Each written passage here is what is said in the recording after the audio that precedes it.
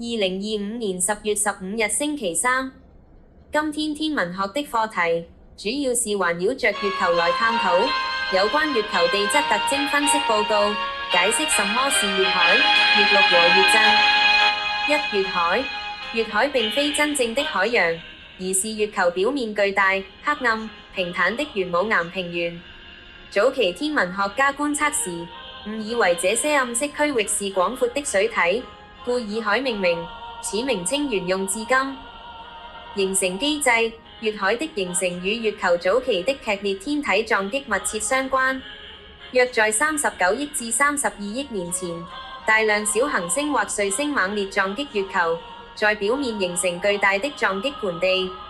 隨後，月球內部的岩漿通過這些薄弱的盆地地殼裂縫大規模噴發，熾熱的熔岩流淹沒了低洼地區，冷卻凝固後形成我們所見的暗色玄武岩平原。特徵：一、地形，地勢相對低平、開闊；二、顏色，反照率較低，約6%，看起來陰暗，這是因為玄武岩富含鐵、鎂等深色礦物。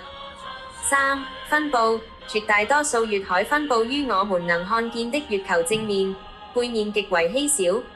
著名的月海包括有靜海、風暴洋、乳海等名稱分佈在月球地表上。二、月陸，月陸也稱為高地，是月球表面明亮、崎嶇、佈滿撞擊坑的古老地區。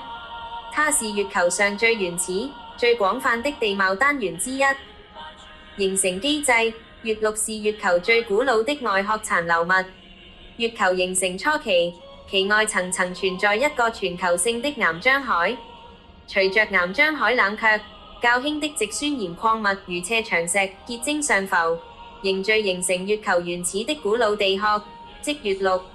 由於形成時間極早，它在漫長的地質年代裏承受了無數次撞擊，從而變得坑坑洼洼。特徵：一、地形，地勢高亢，地形極度崎嶇，密佈大小不一的撞擊坑。二、顏色，反照率較高，約12至18%，看起來十分明亮。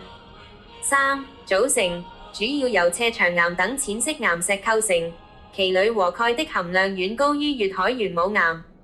四、分佈，在月球正面與背面均有大面積分佈，尤其在月球背面佔據了絕對主導地位。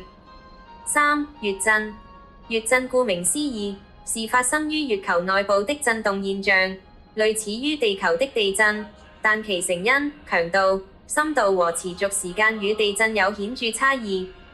成因分類：一、深圓月震，這是最主要、最常見的月震類型，由地球引力引起的潮汐應力所觸發。震源深度約在700至1100公里之間，位於月幔深處。其震級通常很小，少於里氏2級，但持續時間可長達數小時。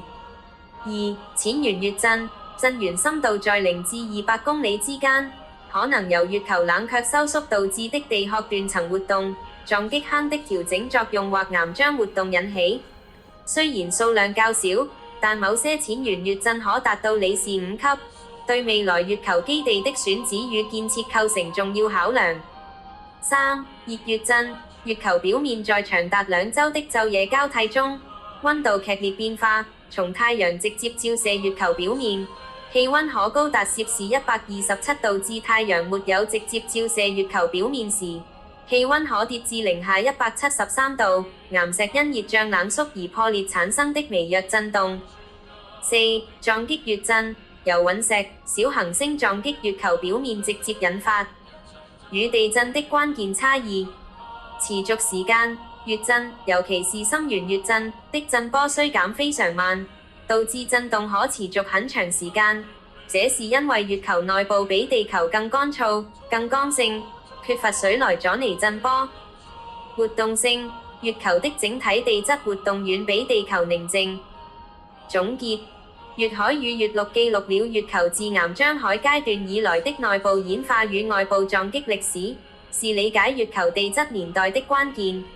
月震則為我們探測月球深部結構，如月核大小與狀態，提供了獨特的地球物理窗口。